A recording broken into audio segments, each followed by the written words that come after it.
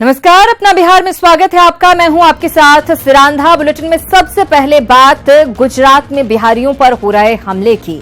जी हां, गुजरात में जो बिहारी रह रहे हैं, वहां रहकर काम कर रहे हैं, उन पर लगातार हमले हो रहे हैं। हालांकि मुख्यमंत्री विजय रूपाणी और साथ ही साथ पुलिस की तरफ से लगातार आश्वासन दिया जा रहा है कि आप डरे नहीं, घबराएं नहीं, आपकी सुरक्षा की व्यवस्था की जाएगी। बावजूद इसके बिहारी के भीतर डर है और वो वापस लौट रहे हैं।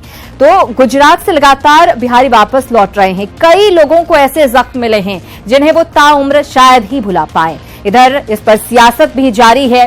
सुशील मोदी ने हमले के लिए कांग्रेस को जिम्मेदार ठहराया है, तो अल्पेश ठाकुर ने भी सामने आकर सफाई दी है। वहीं सीएम नीतीश कुमार ने फिर कहा है कि बिहार सरकार लगातार गुजरात सरकार के संपर्क में है।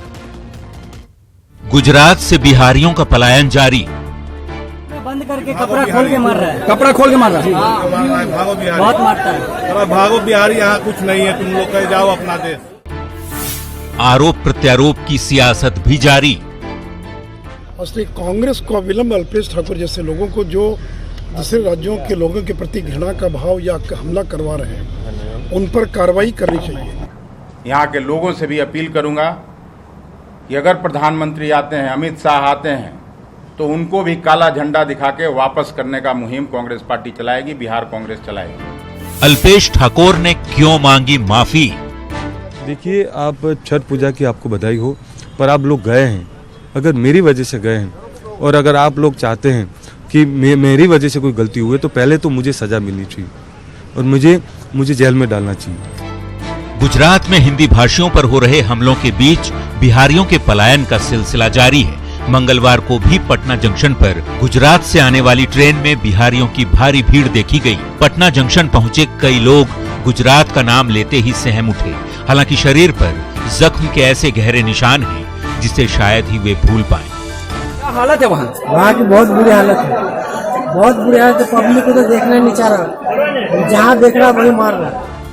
तो इस पीड़ा के बीच बिहार सरकार भी गुजरात सरकार और प्रशासन के संपर्क में है। मुख्यमंत्री नीतीश कुमार खुद गृह सचिव और डीजीपी से बात कर रहे हैं, जबकि डिप्टी सीएम सुशील मोदी बिहारियों पर हो रहे हमले के पीछे कांग्रेस का हाथ बता रहे हैं। हमारे यहाँ से चीफ सेक्रेटरी वहाँ के चीफ सेक्रेटरी के संपर्क में है, डीजीपी वहाँ के डीजीपी के संपर्क में है और सबसे बातचीत हो रही है निरंतर। और हम लोगों का आग्रह है, अपील है कि इसके बारे में जो कुछ भी वहाँ कुछ लोगों के द्वारा किया गया, वहाँ पूरी मजबूती के साथ लोग रहें और इसके लिए हम लोग निरंतर संपर्क। कांग्रेस को अविलंब अल्पेश ठाकुर जैसे लोगों को जो दूसरे राज्यों के लोगों के प्रति घृणा का भाव या हमला करवा रहे हैं, उन पर कार्रवाई करनी चाहिए। और मैं तो गुजरात सरकार से भी आग्रह करूँगा, अगर आवश्यकता पड़े तो अल्पेश ठाकुर जैसे लोगों को पकड़ कर जेल के अंदर बंद किया जाना चाहिए। सुशील मोदी ने आरोप गुजरात के कांग्रेस नेता अल्पेश ठाकुर पर लगाया, तो न्यूज 18 पर अल्पेश ठाकुर ने माफी मांगी और भावुक भी नजर आए। अल्पेश ने डंके की चोट पर कहा कि वे बिहार जाएंगे और पूरे हालात से लोगों को अवगत कराएंगे। क्यों गरीबों के लिए लड़ा हूँ इसलिए मुझ पे ब्लेम हो रहा है, क्यों ईमानदारी से लड़ा हूँ इसलिए मेरे पे ब्लेम हो रहा है। मेरा बेटा क्रिटिकल कंडीशन में, फिर भी मैं बोलने इसलिए आया हूँ क्योंकि गरीबों को यहाँ से जाते हुए नहीं देख सकता मैं, इसलिए मैं बोला हूँ। तो छोड़िए, जिनको राजनीति करनी हो करें, सच्चाई आदमी तो कल सामने आ जाएगी। पर अल्पेश जाएंगे डंके की चोट पर? बिहार डंके की चोट पे जाऊंगा यार, मुझे क्यों डर है? मैं गलत नहीं हूँ, मार दीजिए मुझे, पर मैं बिहार तो जाऊंगा। अल्पेश डंके की चोट पर बिहार जाने की बात कह रहे हैं, लेकिन बिहार के कांग्रेसी नेता अखिलेश सिंह कह रहे हैं कि किसी भी हाल में वो प्रधानमंत्री नरेंद्र मोदी और बीजेपी अध्यक्ष को बिहार की धरती पर आने से रोकेंगे। कि अगर प्रधानमंत्री आते हैं, अमित शाह आते हैं, तो उनको भी काला झंडा दिखा के वापस करने का मुहिम कांग्रेस पार्टी चलाएगी, बिहार कांग्रेस चलाएगी। ये बर्दाश्त के बाहर है कि 40,000 लोगों का पलायन हो जाए, वहाँ से लोग कूच करें बिहार की तरफ और हम लोग हाथ पर हाथ धर के बैठे नहीं रहें। लोग दहशत में हैं, लेकिन नेताओं को अपनी सियासत की पड़ी है। इस बेहद संवेदनशील मुद्दे पर भी बीजेपी और कांग्रेस आमने सामने है। आरोप प्रत्यारोपों की सियासत और बौखलाहट से इतर उम्मीद की जानी चाहिए कि जल्द मामला शांत हो और बिहार के लोगों से छीना गया रोजगार उन्हें फिर से मिल सके। न्यूज 18 के लिए अहमदाबाद से जनक दवे के साथ पटना से संजय कुमार और रवि एस नारायण की रिपोर्ट। तो गुजरात में बिहारियों की पिटाई हो रही है। लोग अपने सामान तक बेचकर घर लौट रहे हैं। वापस आने वाले लोगों के चेहरे पर खौफ साफ नजर आ रहा है, दर्द नजर आ रहा है। लेकिन बिहार के डीजी एसके सिंघल ने बेतुका बयान दिया है। उन्होंने कहा है कि जो लोग वापस आ रहे हैं वो हर साल की तरह पर्व मनाने अपने घर आ रहे हैं। हमारे यहाँ के लोगों की देखरेख कर रहे हैं और उन्होंने कार्रवाई भी कर दी है। ये जो आपको लोग आते नजर आ रहे हैं, इसमें अधिकांश लोग जो हैं वो पर्व मनाने के लिए जैसा हर साल आते हैं वैसे आ रहे हैं। वो पूरी तरह हमारे यहाँ के लोगों की देखरेख कर रहे हैं और उन्होंने कार्रवाई भी कर दी है। ये जो आपको लोग आते नजर आ रहे हैं, इसमें अधिकांश लोग जो हैं वो पर्व मनाने के लिए जैसा हर साल आते हैं वैसे आ रहे हैं। तो एडीजी साहब को सुन रहे थे आप। पर्व मनाने के लिए लोग वापस आ रहे हैं। सवाल ये है कि जो लोग त्योहार मनाने के लिए बिहार आ रहे हैं, क्या वो झूठ बोल रहे हैं? क्या गुजरात में बिहारियों की पिटाई के जो वीडियो सामने आए हैं वो झूठे हैं? अगर सब कुछ सामान्य है तो फिर बिहार के सीएम को गुजरात के मुख्यमंत्री से बात करने की क्या जरूरत थी? एक बार फिर सुनिए क्या कहा एडीजी एसके सिंघल ने। पूरी तरह हमारे यहाँ के लोगों की देखरेख कर रहे हैं और उन्होंने कार्रवाई भी कर दी है। ये जो आपको लोग आते नजर आ रहे हैं, इसमें अधिकांश लोग जो हैं वो पर्व मनाने के लिए जैसा हर साल आते हैं वैसे आ रहे हैं। वो पूरी तरह हमारे यहाँ के लोगों की देखरेख कर रहे हैं और उन्होंने कार्रवाई भी कर दी है। ये जो आपको लोग आते नजर आ रहे हैं, इसमें अधिकांश लोग जो हैं वो पर्व मनाने के लिए जैसा हर साल आते हैं वैसे आ रहे हैं। तो बिहारी अपने घर को लौट रहे हैं, इस पर सियासत भी जारी है और पुलिस वालों के बयान भी आ रहे हैं। बहरहाल सभी उम्मीद कर रहे हैं कि हालात जल्द से जल्द सुधर सकें। खबरों में आगे बढ़ेंगे। मुजफ्फरपुर शेल्टर होमकांड के बाद इस्तीफा देने वाली पूर्व मंत्री मंजू वर्मा की मुश्किलें बढ़ गई हैं। घर से कारतूस बरामद होने के मामले में पटना हाईकोर्ट ने मंजू वर्मा की अग्रिम जमानत याचिका खारिज कर दी है और उनकी कभी भी गिरफ्तारी हो सकती है। पूर्व मंत्री मंजू वर्मा की बढ़ी मुश्किलें।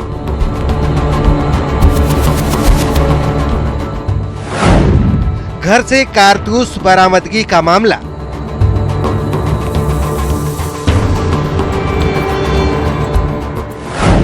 कोर्ट ने खारिज की जमानत याचिका।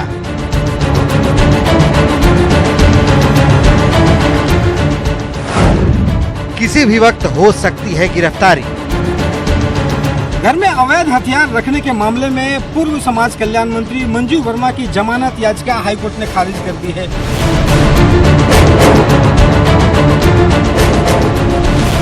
मुजफ्फरपुर बालिका गृह उत्पीड़न कांड के बाद सुर्खियों में आई पूर्व मंत्री मंजू वर्मा को पटना हाईकोर्ट से बड़ा झटका लगा है।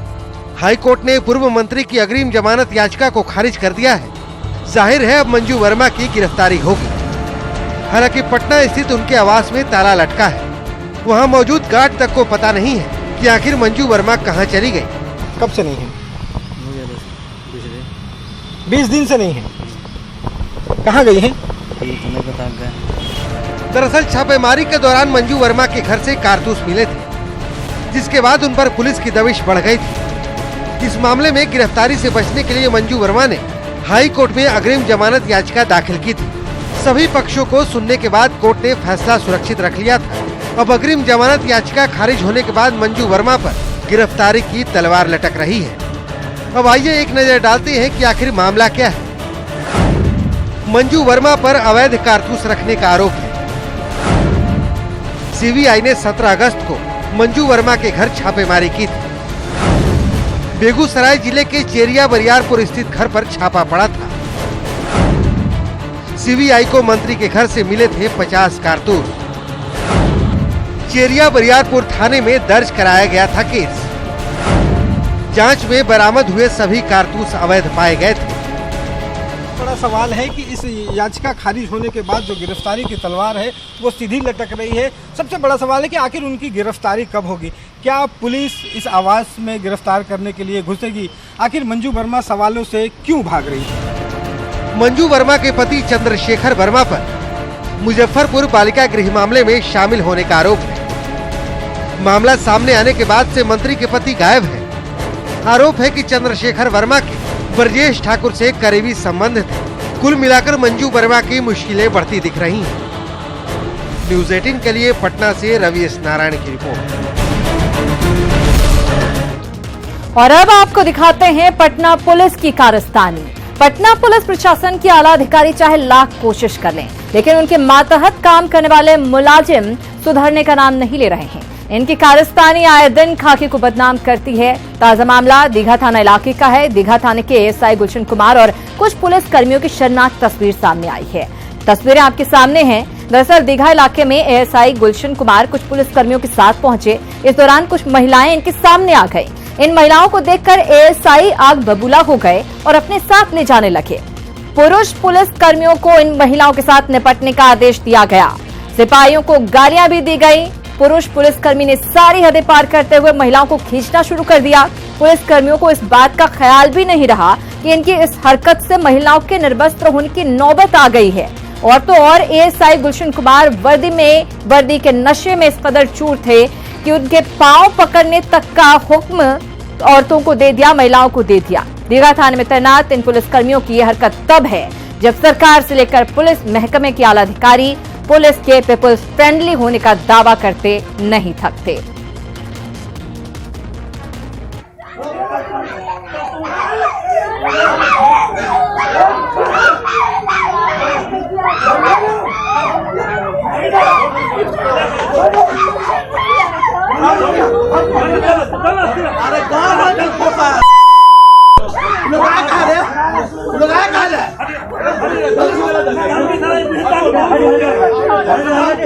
तो तस्वीरें देखिए और खुद अंदाजा लगाइए, क्या यही है पटना की पीपल्स फ्रेंडली पुलिस? किस तरह से पुलिसकर्मी खींचते हुए महिलाओं को नजर आ रहे हैं। आप देख सकते हैं इन महिलाओं की गलती सिर्फ इतनी थी कि वो इनके काफिले के सामने आ गई थी।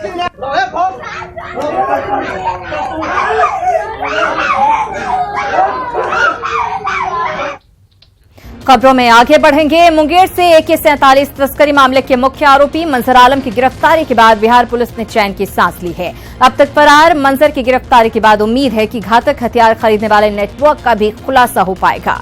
ये रिपोर्ट देखिए।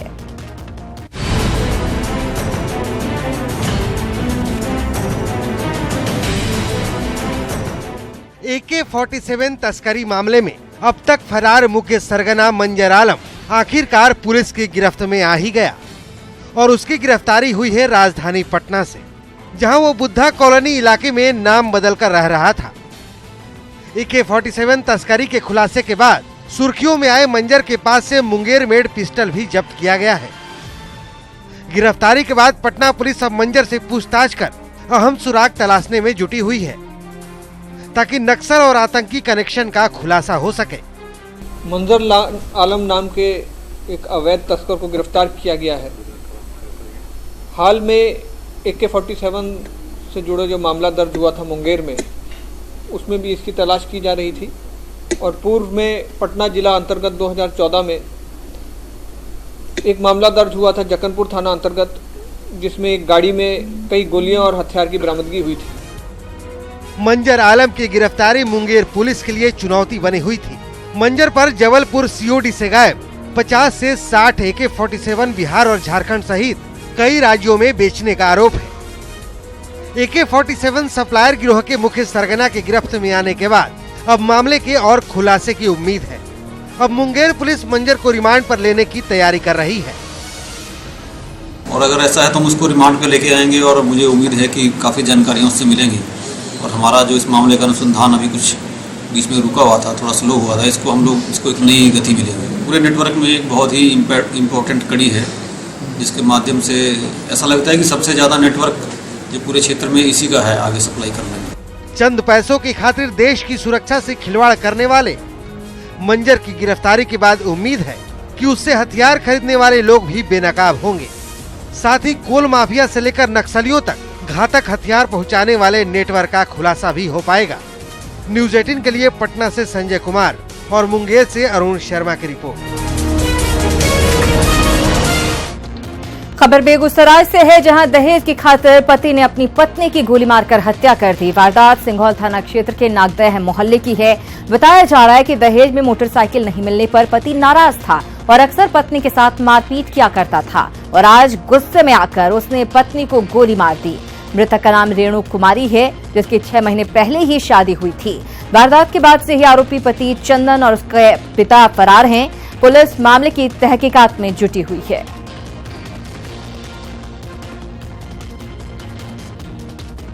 लोकसभा चुनाव की आहट सुनाई देते ही हर पार्टी को वोट बैंक की चिंता सताने लगी है। बिहार सरकार ने भी परिवहन विभाग की एक योजना के सहारे SC, ST और अति पिछड़ा वोट बैंक पर नजर गड़ा दी है। क्या है योजना और कैसे साधने की हो रही है कोशिश, देखिए ये रिपोर्ट।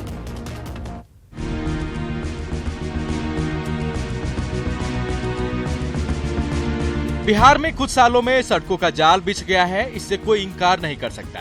अब इन्हीं सड़कों के सहारे वोट बैंक को मजबूत करने की कवायद नीतीश कुमार कर रहे हैं और इसकी शुरुआत हुई है परिवहन विभाग की योजना से, जिसके तहत हर पंचायत से SC, ST और अति पिछड़ा वर्ग के 5 युवकों को चुना जाएगा। योजना की जानकारी खुद CM ने दी है। पंचायत में 5 लाभार्थियों को चयनित किया जाएगा, जिसमें से 3 अनुसूचित जाति जनजाति के होंगे और 2 अत्यंत पिछड़े वर्ग के। उनको ये लाभ दिया जाएगा 1 लाख रुपए तक, और या जो 1 लाख रुपए तक का लाभ देंगे, यूं तो 50% जो वाहन का है उसका 50% देने का है, लेकिन उसकी अधिकतम सीमा 1 लाख रुपए की रखी गई। पहले दलित सम्मेलन, फिर पिछड़ा सम्मेलन और अब परिवहन विभाग की योजना। जाहिर है JDU इन तबकों को NDA के पाले में लाने के लिए ताकत झोंक चुकी है, तभी तो डिप्टी CM से लेकर परिवहन मंत्री तक योजना से मिलने वाले फायदे को लोगों तक पहुंचा रहे हैं। माननीय मुख्यमंत्री जी को धन्यवाद देना चाहूंगा कि जिनके प्रयास से अब मुझे लगता है कि देश की यह पहली योजना है जहां अनुसूचित जाति जनजाति और अति पिछड़ा समाज के लोगों को 1 लाख तक का अनुदान दिया जा रहा है। नीतीश कुमार अच्छी सड़क का हवाला देकर पंचायत से लेकर हर प्रखंड में, बस स्टॉप से लेकर बस स्टैंड तक बनाने की तैयारी कर रहे हैं। अब योजना में क्या है और कैसे फायदा होगा, एक नजर उस पर भी डाल लेते हैं। SC, ST और EBC को बड़ी संख्या में रोजगार, अपने वाहन के जरिए कर सकते हैं आमदनी। बिहार में इस वक्त 8,463 पंचायत, हर पंचायत से 5 लोगों को मिलेगा फायदा, मतलब 42,315 लोगों को फायदा मिला। हर ग्राम पंचायत में एक बस स्टॉप का निर्माण कर रहे हैं। एक बस स्टॉप का निर्माण हो जाएगा तो लोगों को सहूलियत होगी, और ये काम परिवहन विभाग बात करे, ग्रामीण विकास विभाग से हम लोग चर्चा करेंगे, और ये तो आसानी से बनाया जा सकता है। और हर एक प्रखंड में, हर प्रखंड में बस स्टैंड बनना चाहिए। CM और उनके सहयोगी इस योजना की जानकारी ज्यादा से ज्यादा लोगों तक पहुंचाना चाहते हैं। मकसद है कि वोटर्स तक कामों की जानकारी पहुंचे, और इसमें कोई दो राय नहीं कि ग्राम परिवहन योजना के तहत वोट बैंक दुरुस्त होगा। आनंद अमृतराज, न्यूज़ 18 पटना। तो हर नेता अपना वोट बैंक साधने की जुगत में जुटा हुआ है। बहरहाल खबर सीवान से, जहां एक युवक में जीका वायरस होने की खबर न्यूज़ 18 पर दिखाए जाने के बाद स्वास्थ्य महकमा हरकत में आया है। केंद्रीय टीम भी सीवान पहुंच गई है। मामला बढ़हरिया प्रखंड के हरपुर लालगढ़ का है, जहां के रहने वाले पंकज को जयपुर के SMS मेडिकल कॉलेज में जांच के बाद जीका वायरस पॉजिटिव पाया गया था। पंकज पिछले महीने परीक्षा देने जयपुर गया था, जहां तेज बुखार के बाद उसमें जीका वायरस होने की पुष्टि हुई थी। इधर जिले के सिविल सर्जन ने पंकज के परिजनों के स्वास्थ्य जांच कराने की बात कही है। जो मरीज का जो फैमिली यहाँ रहता है, जो मेंबर्स यहाँ रहते हैं, उनका प्रिकॉशन के लेवल पर हम लोग उनका ब्लड कलेक्शन सैंपल करवाएंगे, और जो वायरोलॉजी लेबोरेटरी है वहाँ भेजा जाएगा जांच करने के लिए, सावधानी के लिए, कहीं इन लोगों को भी नहीं कोई इन्फेक्शन हुआ है, क्योंकि वह 2-4 दिन यहाँ आके रहा था उस बीच में, और उसी के कारण सारी सावधानी बरती जा रही है। और खुले में शौच से मुक्ति को लेकर सरकार कई कार्यक्रम चला रही है। गांव-गांव में लोगों को जागरूक किया जा रहा है, लेकिन वैशाली में एक ऐसा गांव है जहां इससे निजात के लिए पूरे गांव में CCTV कैमरे लगाए गए हैं। सबसे बड़ी बात है कि गांव के लोगों ने चंदा इकट्ठा कर ये कैमरे लगवाए हैं, जिसका कंट्रोल रूम एक जगह पर बनाया गया है, जहां से निगरानी की जाती है। CCTV के दूसरे फायदे भी हो रहे हैं, जैसे न चोरी हो रही है गांव में, और न ही शराब का धंधा करने वाले आ रहे हैं। ये गांव है जिला मुख्यालय से 25 किलोमीटर दूर फतेहपुर बुजुर्ग गांव। और इसी के साथ इस बुलेटिन में इतना ही, लेकिन बिहार की बाकी खबरों को विस्तार से जानने के लिए आप हमारी वेबसाइट पर जरूर जाएं। हमारी वेबसाइट है news18bihar.com।